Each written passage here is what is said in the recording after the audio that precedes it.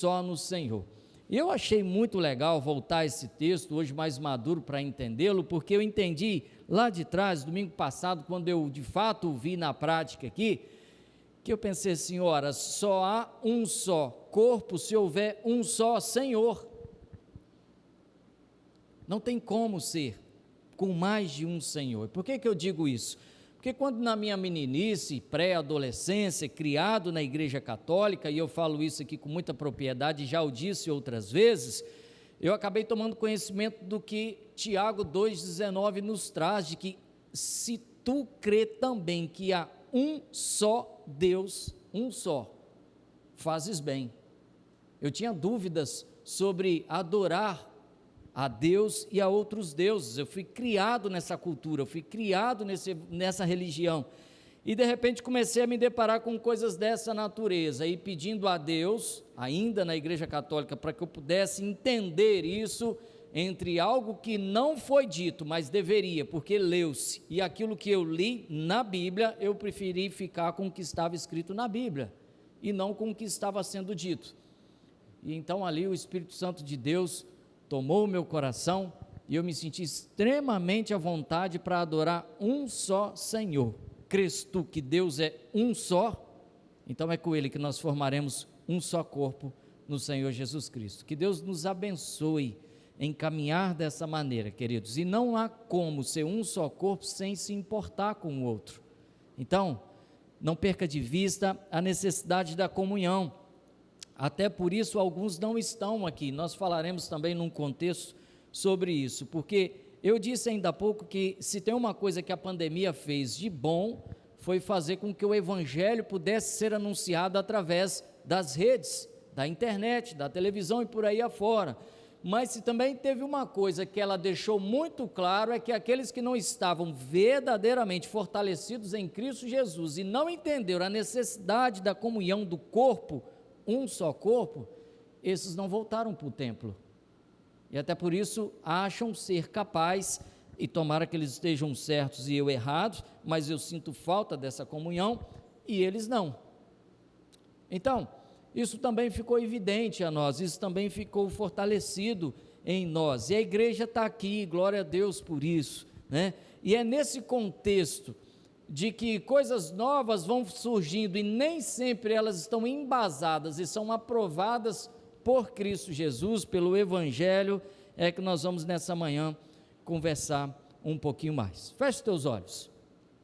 Obrigado, Deus.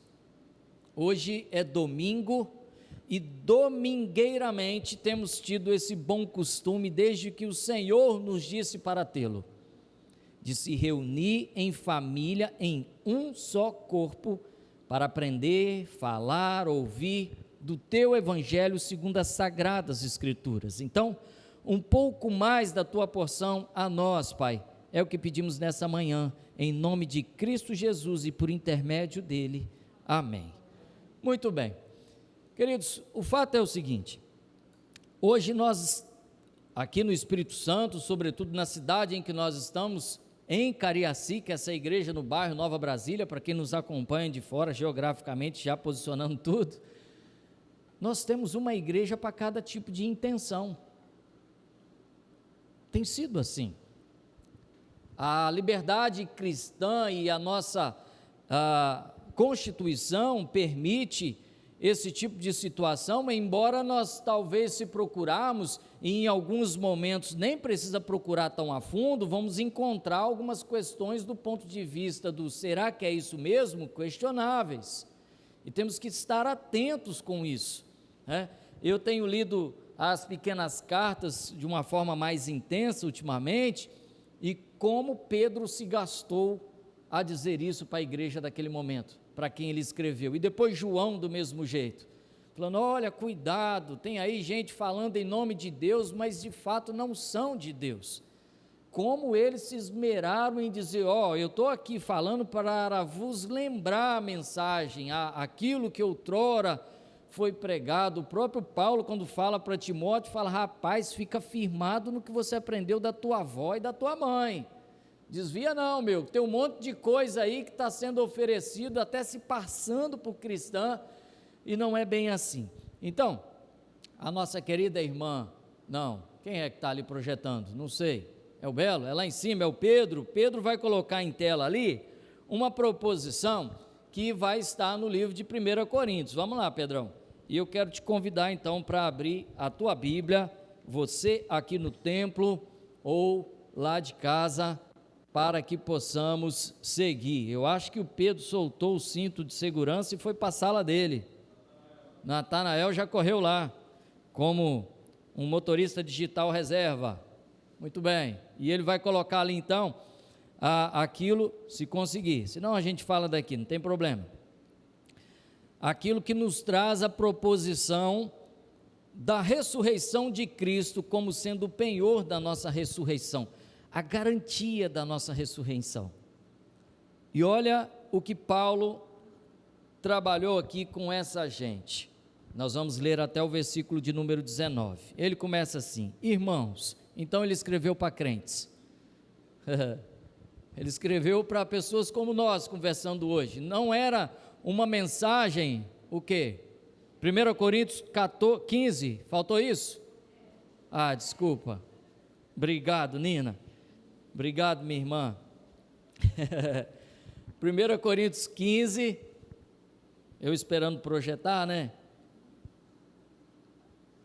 1 Coríntios 15, de 1 a 19. Agora sim, né? Então vamos lá. Ele começa chamando aqueles que ali ele estava discutindo a questão como irmãos. E ele diz assim: olha, eu venho lembrar-vos. Então o povo já sabia, só que tinha esquecido, talvez, parece, pelo que Paulo conta aqui. Eu venho lembrar-vos o evangelho, aquele que vos anunciei, o qual recebestes e no qual ainda perseverais. Então ele está falando de algo conhecido, algo que não era escondido, não era um segredo a ninguém. Versículo 2: por ele também sois salvo. Então é aquele o qual nos leva até Jesus, e se retiverdes a palavra tal como vou-la preguei, a menos que tenhais crido em vão. E crer em vão significa dizer, para que ter fé? Para que crer, se eu não creio que vai acontecer? Aí é perder tempo, e já que é para perder tempo, então vamos viver a vida bagunçadamente, e bagunçadamente não agrada a Deus. Então, essa coisa de que, a menos que tenhais crido, né, em vão, Paulo aqui está dizendo que é um engano da parte daqueles que receberam e não guardaram como lhes foi anunciado. Antes de tudo, versículo 3, ele fala da genuidade do evangelho. Eu vos entreguei o que também recebi. Paulo, que perseguia os cristãos, que atacava as igrejas, que convertido em Cristo Jesus e o recebeu, aqui agora o anunciava. E o que ele anunciava? 2 pontos, versículo 3, que Cristo morreu pelos nossos pecados, segundo as Escrituras, e esta nós estamos lendo. Versículo 4, e que foi sepultado. E aí aqui é que vem a discussão, seu Nilton, sobre essa temática, e ressuscitou ao terceiro dia, segundo as Escrituras, mais uma vez, ou seja, aquilo que ele recebeu, ele está anunciando, segundo as Escrituras. E aí então Jesus, depois que ressuscitou, ele, versículo 5, apareceu a Cefas, e depois também aos 12 discípulos, e o versículo 6, ele vai dizer, e depois a mais de 500 irmãos de uma só vez, porque alguns andavam dizendo que poderiam ser alucinações, que o quê? Como é que você viu alguém que morreu? E quando eles então faziam isso, não acreditavam que Cristo havia ressuscitado. E quando então Paulo deixa claro que de uma só vez, aí é demais, né? Queria acreditar que a alucinação aconteceu em mais de em quase 500 de uma só vez. Ele deixa claro que de fato essa aparição aconteceu para todos esses e não parou por aí, porque no versículo 7 ele vai dizer, e depois apresentou-se, apareceu para Tiago, e mais tarde, novamente, para todos os apóstolos. E o versículo 8, e afinal, depois de todos, foi visto também, e aí ele fala da pessoa dele, daquilo que ele traz na sua essência com Jesus, por mim, como por um nascido fora de tempo. Paulo é de um tempo logo depois dos discípulos, né? Vem na sequência, e olha que bacana, porque eu sou o menor dos apóstolos, que mesmo não sou digno de ser chamado apóstolo, pois perseguia a igreja de Deus. E ele está falando do processo de mudança da vida dele, mas pela graça de Deus sou o que sou, e a sua graça que me foi concedida não se tornou vã.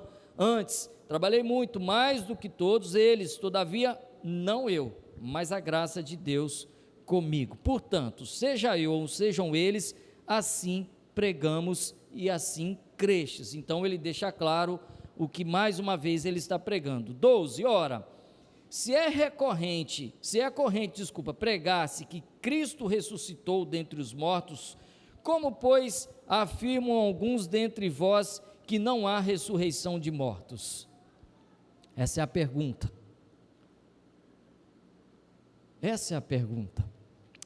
E lembram da pergunta que um jovem, dono de muita riqueza, vendo Jesus passando, parou e perguntou para ele, isso está registrado no livro de Marcos, salvo engano, capítulo 10, conhecido como jovem ou mancebo rico.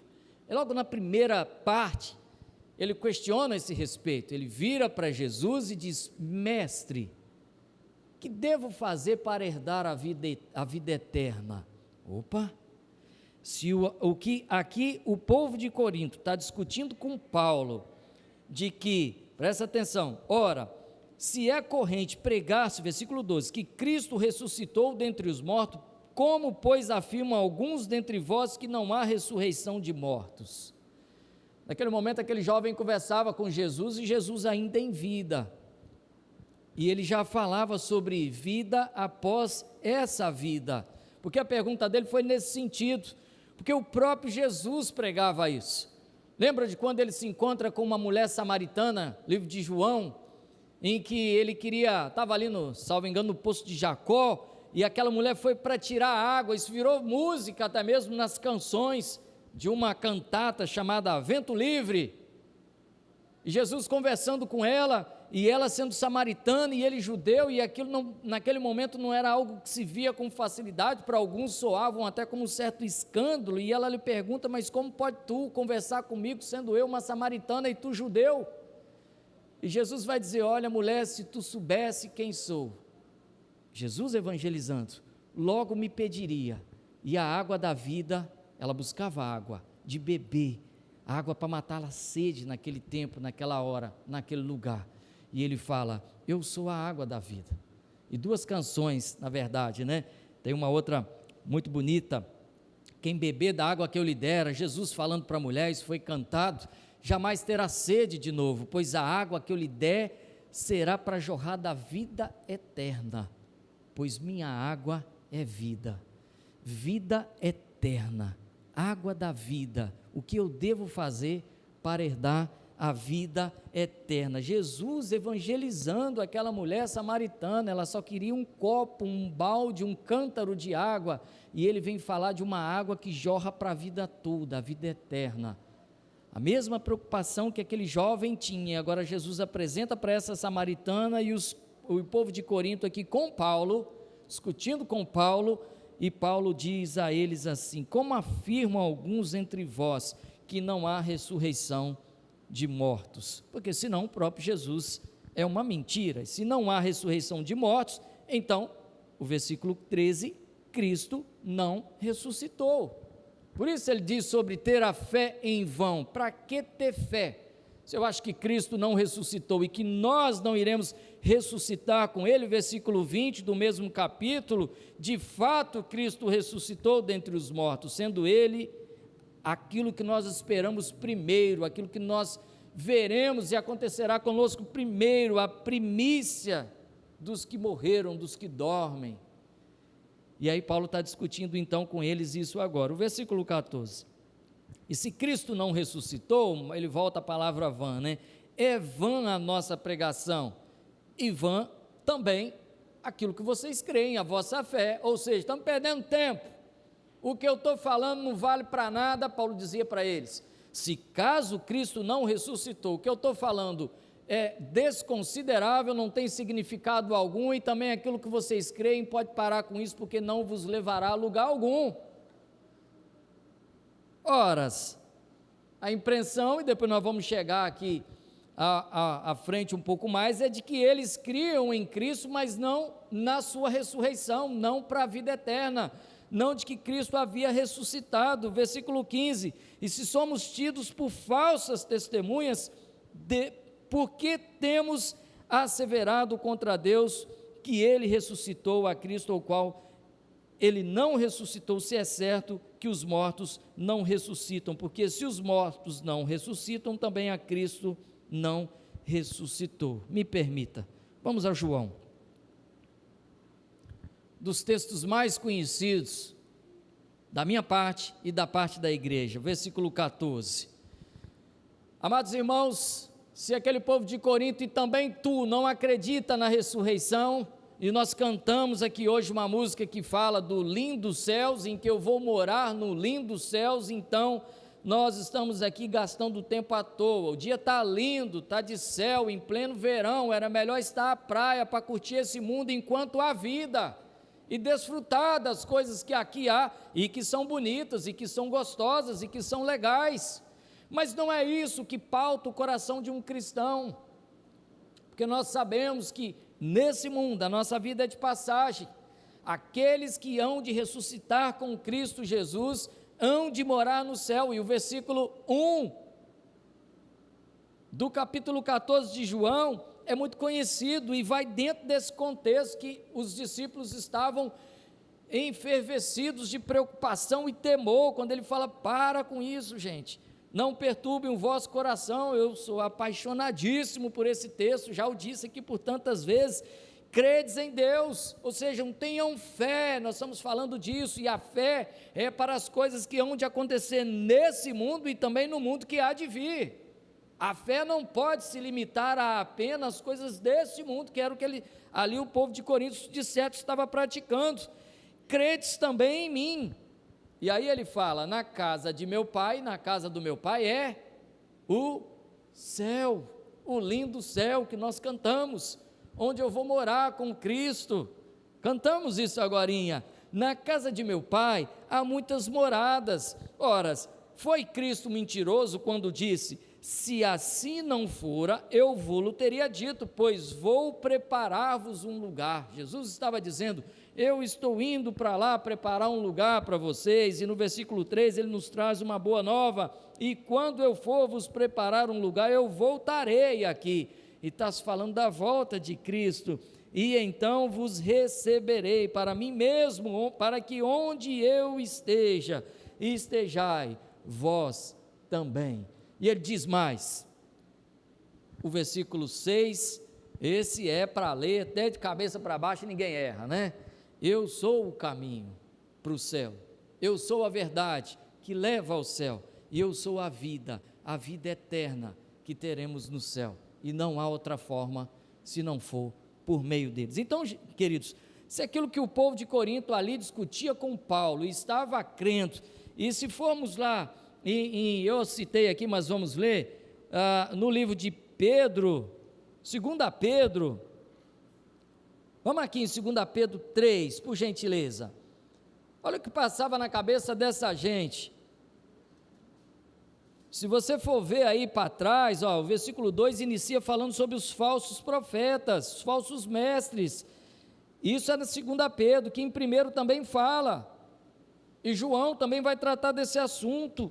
E olha aqui o que Pedro falou, se não é semelhante ao que Paulo agora dizia ao povo de Corinto.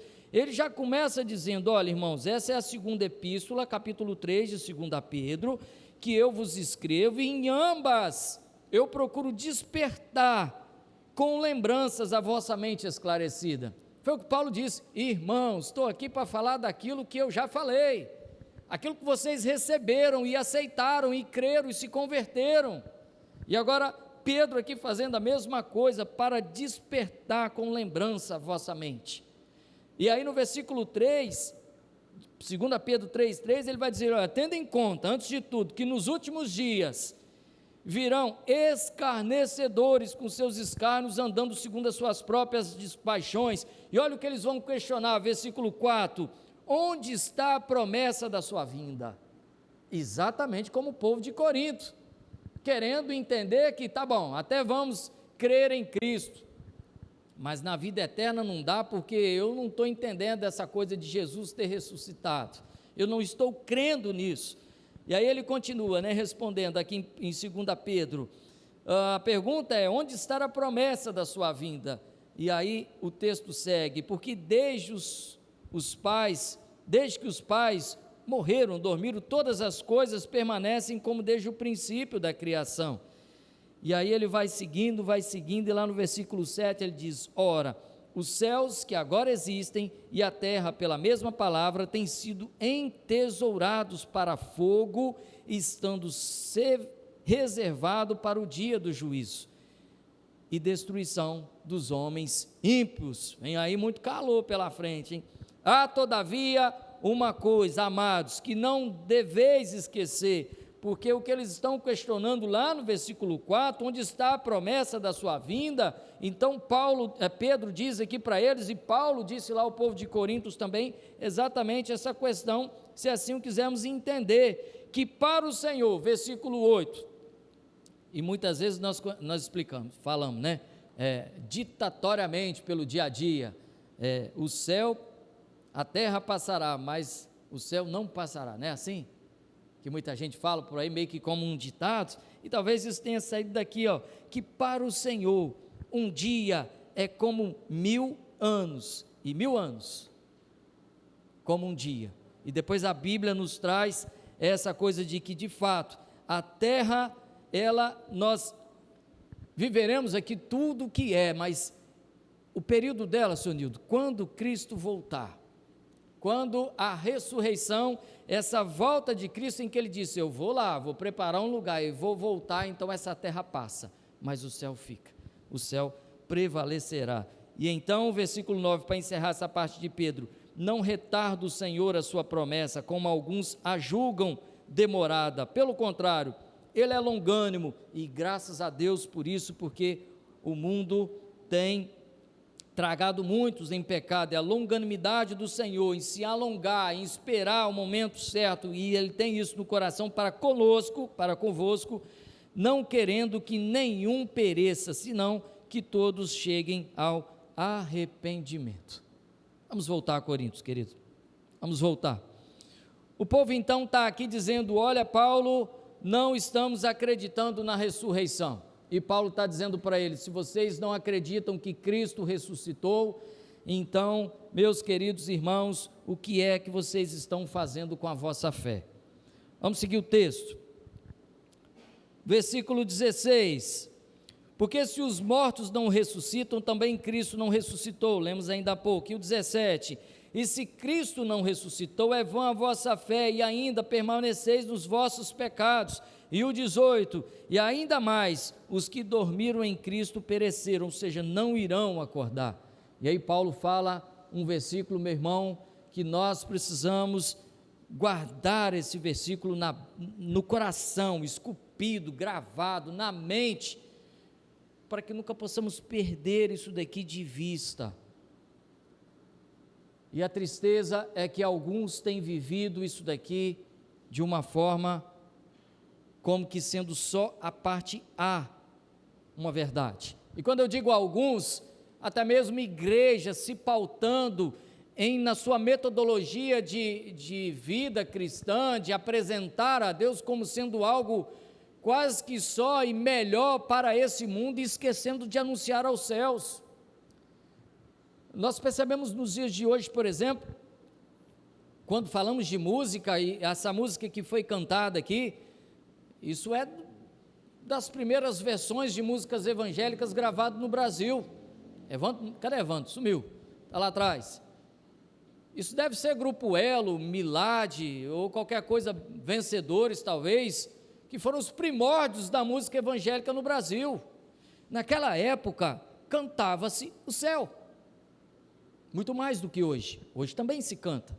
As músicas falavam das ruas de ouro, as músicas falavam da ressurreição, a música pregava a necessidade do arrependimento para que pudéssemos vislumbrar o céu. E é legal quando Paulo fala que é o povo de Corintos, de que os nossos olhos não viram, o nosso ouvido não ouviu e nem entrou no nosso coração aquilo que é o céu. Mas o Espírito Santo de Deus nos permite entender na sequência do texto sobre o que é isso. Então, por mais que alguém queira pintar ou dizer de como é o céu na verdade, como falhos e corruptos, se não em Cristo Jesus, nós não somos capazes de entender o quão bom é isso. E aí tem uma série de telas pintadas e textos ditos e coisas que são até legais, mas que talvez o céu, e certamente eu creio nisso, é muito mais do que isso. E as músicas de antigamente falava-se com isso com mais frequência. Hoje em dia dá-se um pouco mais de destaque em coisas em que eu não estou dizendo que é errado, mas parece que anunciar o céu já não é tanta prioridade assim. E o próprio Jesus fez isso, quando pregando a mulher samaritana, no capítulo 4 de João, que nós falamos aqui um pouco mais. Ele lhe ofereceu a água da vida, a parte B do versículo 19, que nós vamos ler agora.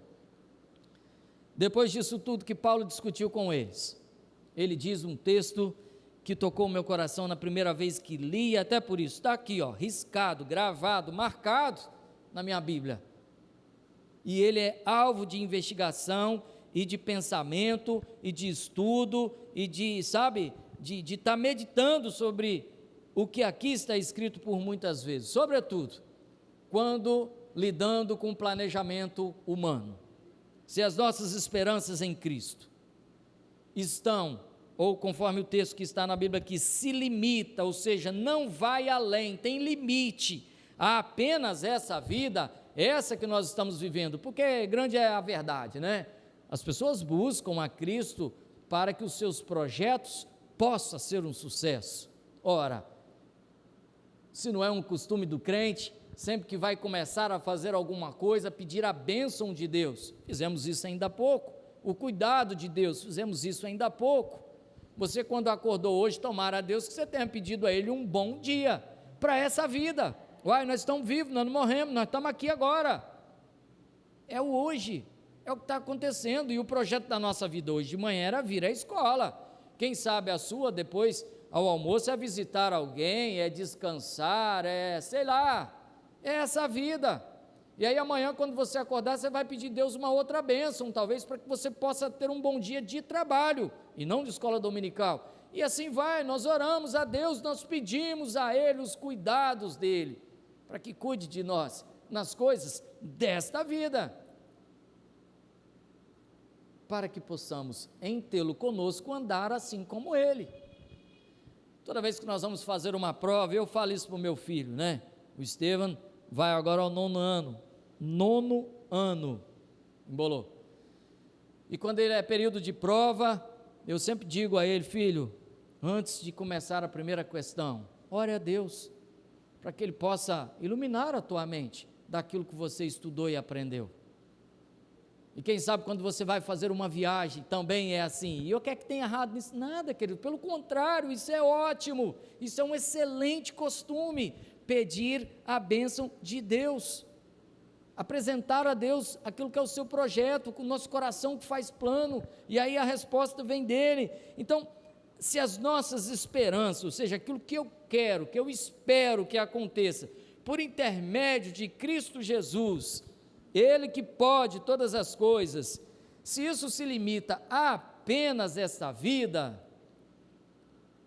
que era o que aquele povo estava fazendo, e Paulo discutia com eles a necessidade de crer na ressurreição, então nós somos os mais, ele diz, infelizes, e há outras versões que vão dizer coisas até mais duras, alguma expressão que vá substituir algo, a palavra infeliz, mas que vai ter a mesma conotação, o mesmo significado.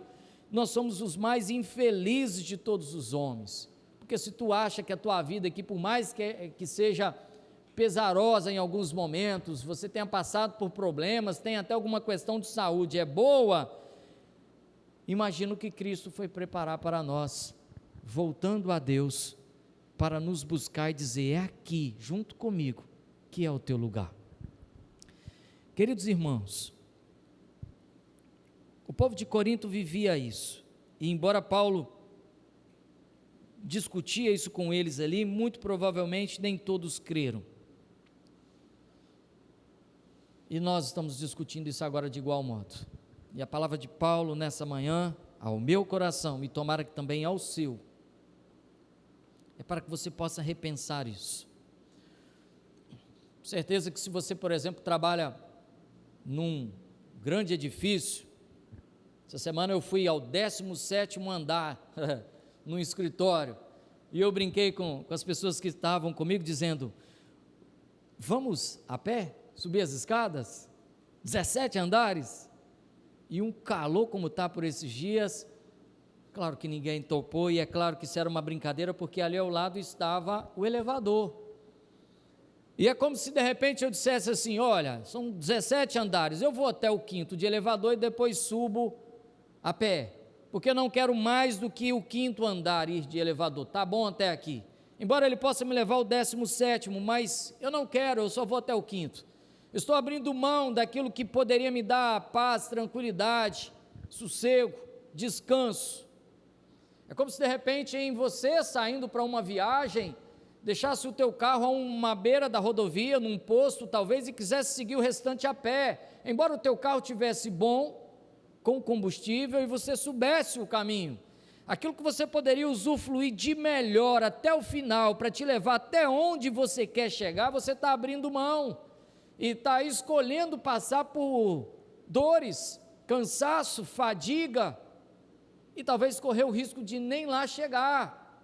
É que você está escolhendo só uma parte da coisa, quando na verdade te é oferecido toda a parte.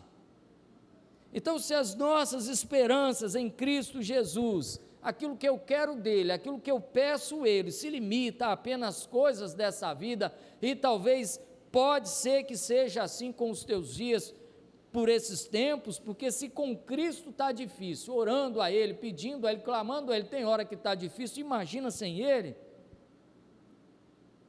O que você espera para a vida vindoura? E parafraseando o que Paulo disse aqui, queridos, até vale pensar em comprar bênçãos, porque tem gente que vende, como se pudesse. A palavra de Deus sendo atrelado a favores financeiros da parte daqueles que creem para que pudessem alcançar o que buscam. E nós sabemos que isso, muito provavelmente, não me permita, com chance de acerto em 100%, dizer que isso não é a palavra que Deus quer que nós preguemos. Atrelar a palavra de Deus a algumas questões financeiras para que ela pudesse se cumprir. Aliás, diga-se de passagem, isso levou-nos à reforma, o desvio do evangelho genuíno, onde se cobrava para que as pessoas pudessem ter acesso a Cristo, foi apenas uma das coisas, as práticas das sinomias, quem estudou a história, foi apenas uma das coisas que levou com que todo o processo da reforma protestante acontecesse e hoje estivéssemos aqui nessa manhã. Porque as pessoas estão buscando a Cristo apenas para essa vida. Você já se deparou com pessoas que dizem assim, certamente, ora por mim, eu vou fazer uma prova, ora por mim, eu vou fazer uma viagem, ou pior ainda, em alguns casos, eu estou com uma causa na justiça, ora por mim, e aí a gente ora, mas o que é que fez aquela pessoa ter a causa na justiça? Algumas igrejas até usam isso como uma provocação. Se você tem causa na justiça, vem que nós vamos orar. Irmãos, é preciso ter cautela, porque a Bíblia nos pede para que sejamos responsáveis para com a vida social, para com a vida política, para com a vida das pessoas aí fora. E se o que nós cometemos nos leva perante a um tribunal, porque é um conjunto de leis, e isso teremos que passar por uma punição, por que é que eu tenho que orar para que isso seja livrado? Então nós estamos orando por uma coisa, dizendo assim, Jesus, vá contra todo o processo de lei que há nesse país, e inocenta esse condenado que feriu alguém ou fez alguma coisa de errado, por favor. Nós precisamos ter esse cuidado e conhecer em sua essência o que de fato estamos pedindo a Cristo, porque senão, olha, eu não estou preocupado, Jesus, o Senhor vai voltar, mas abençoa, dá-me isso aqui, porque o que eu quero é só para essa vida, e depois se o Senhor voltar, o Senhor leva quem o Senhor quiser. Então pudéssemos orar desse jeito, porque só estamos pedindo para essa vida, e aí eu estou barganhando com Deus. Isso é, do ponto de vista da cristologia, extremamente inadequado, e até por isso Deus não nos atende. Ele nos constrange a dizer, olha, apresenta, pede. João trabalha isso muito legal, né? Natanael trabalhou isso aqui, acho que domingo passado, falando sobre como devemos orar, foi isso, né? E é isso. Se o que nós pedimos vai de encontro a Deus, é claro que Ele não vai nos atender. A pior coisa que talvez Deus tem para fazer a nós algumas vezes, é ouvir a nossa oração, às vezes, e a Bíblia nos fala sobre isso, porque pedis e não recebeis, porque pedis mal, para esbanjarem com as vossas próprias vontades, para as coisas desse mundo, e não nas coisas celestiais, e não nas coisas que são puras, que são santas, que são amáveis, e até por isso aprovadas diante de Deus. E a grande verdade é que o mundo tem vivido isso daqui com certa frequência e fácil de se identificar. Algumas igrejas têm se pautado a isso, mas eu quero crer que pela facilidade que você tem de enxergar o Evangelho à tua frente, e meditar, e procurar, e estudar, isso não há de ser uma verdade na sua vida. Ainda há pouco eu disse aqui, quando falando sobre o tema da igreja, de que eu era pré-adolescente, e fui investigar na Bíblia. Eu tive essa oportunidade, porque me era oferecido o culto aos santos, e aquilo me virou uma dúvida, e eu fui ler a Bíblia, fui procurar na Bíblia, e quando eu então investigando aquela situação, eu disse, ora, é melhor ficar com a Bíblia do que está sendo apresentado. E então, nessa mesma igreja, me aproximei do Evangelho, estou aqui desde 1991 para 92, tem tempo, hein, Marília? Tem bastante tempo, né? A igreja era para o lado de lá também, eu peguei essa época, viu, gente? Então, é isso, queridos, aquilo que nós temos feito e que tem sido oferecido por aí, muitas vezes é motivo de discussão. Ora, esse final de semana, esse início de mês mesmo, eu estava lá, estava em Governador Valadares, queridos, lá não choveu tanto, mas me lembrou muito a musiquinha das crianças, né, que se cantava aqui, a chuva caiu e a água subiu, cantava-se isso aqui antigamente, né? E lá foi isso, rapaz, a quantidade de água que passou debaixo daquelas pontes de Governador Valadares, e nós estávamos fazendo um treinamento, um curso, e eu estava ali como quem dirigindo aquilo, por uma contratação e também como um dos instrutores, e nós vimos tudo se inundar, e no meio daquela discussão, Deus vai nos permitindo se aproximar de algumas pessoas, e de repente eu me encontro discutindo com alguém que frequenta o candomblé e dizendo que era a parte boa, que inclusive fala de Cristo, que lê a Bíblia, e a gente estava ali discutindo, e meio a boi pulando, e falando da Bíblia. Mas como é que é isso? Me explica aí. Não, porque quando a gente fala de candomblé, a pessoa diz, já logo pensa naquele monte de coisa que todo mundo sabe que é ligado à magia negra e essa coisaiada, mas né, eu não sei explicar. Coisaiada é só uma expressão de quem é rural, não é depreciação, desculpa. Então, a gente falava sobre essas coisas lá e de repente discutindo sobre isso, percebe-se o quanto que se busca é para essa vida, é para o agora, não é para o depois. E se a sua esperança em Cristo Jesus, eu quero te dizer nessa manhã, tem sido apenas para que você possa ter uma família boa, isso é bom, um bom emprego, e isso é bom, tem sido apenas para que os teus filhos, quem sabe, alcancem sucesso nos estudos e sejam um bom profissional como você, e isso é bom, eu acho que você anda enganado.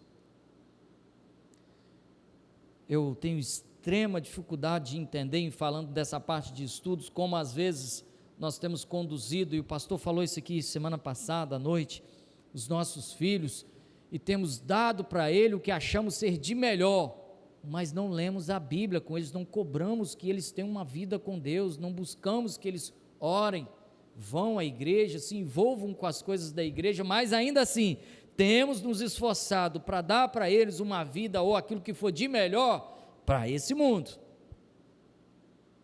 e isso é bom, esse é o papel de um pai, o exemplo, o filho precisa ver o quanto nós temos que nos preocupar, a mãe com aquele cuidado materno, isso é bom que aconteça, mas isso só é a parte A do versículo, apenas para essa vida, e a preocupação do que tem para vir.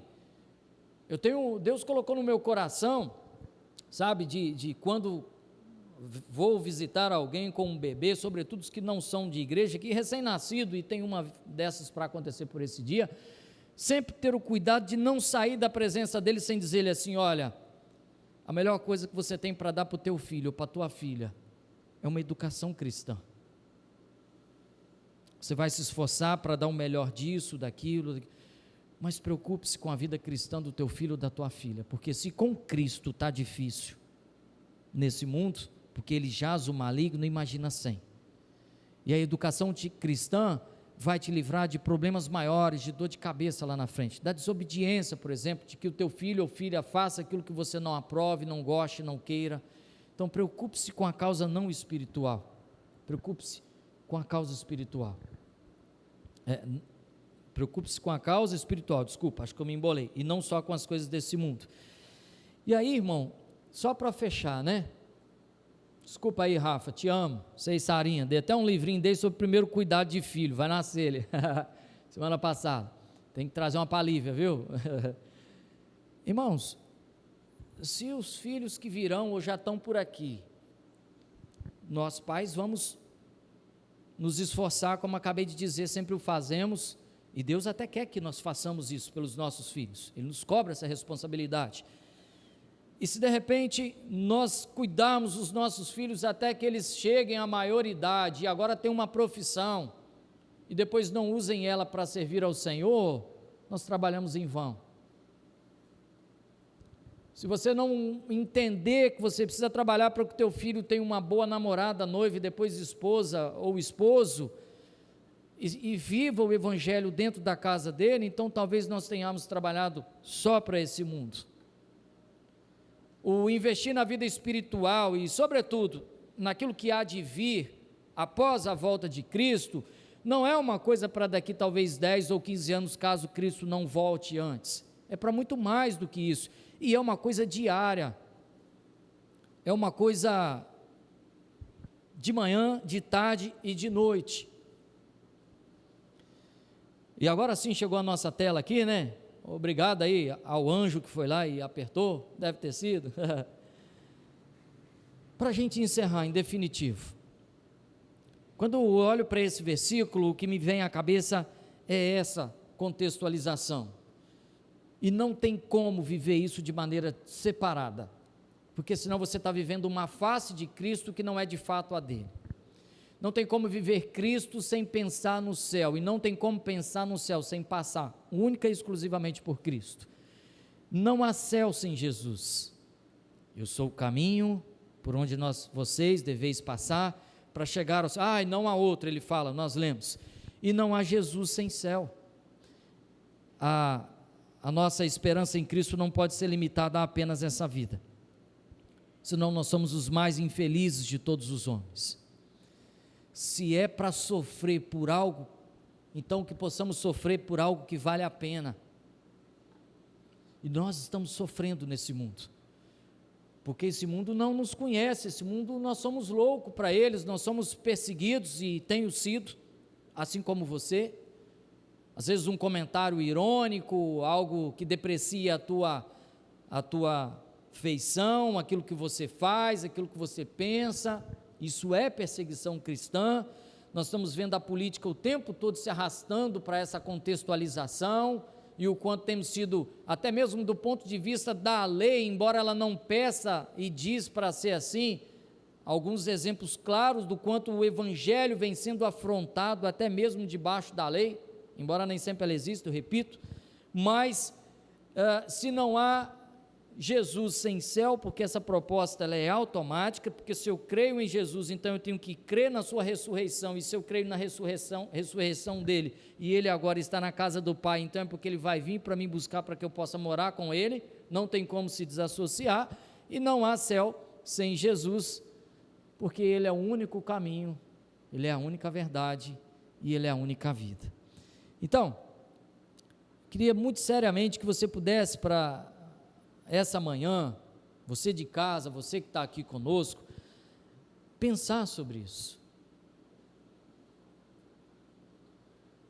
Se a nossa esperança, se a tua esperança está sendo medida de um tamanho que caiba apenas aquilo que você espera de Cristo para essa vida, desculpa me tornar na tua pessoa, então você é um dos mais infelizes de todos os homens, ou de todas as mulheres.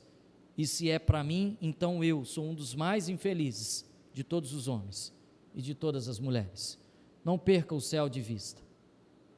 É para lá que nós devemos ter a preocupação de caminhar, de ir, de morar e de pregar o Evangelho, como fez Jesus à beira do tanque de Jacó, com aquela samaritana. Como respondeu Jesus: vai, vende todas as coisas, porque onde está o teu coração, onde está a tua riqueza, ali estará o teu coração. Então Jesus, em conhecendo o coração daquele moço, disse: se você quer a vida eterna, eu estou te apresentando o caminho. Coloque a tua riqueza nos céus. E até por isso, não ajunte riquezas. Aqui o ladrão rouba, a traça e a ferrugem corrói, mas no céu ninguém consegue fazer isso. O próprio Jesus disse: junte o seu tesouro lá no céu. Pense no céu, viva o céu, cante o céu, pregue o céu, porque ao fazer tudo isso, automaticamente, não há céu sem Jesus, você estará pregando Jesus. Amém, igreja? Pronto, vamos orar?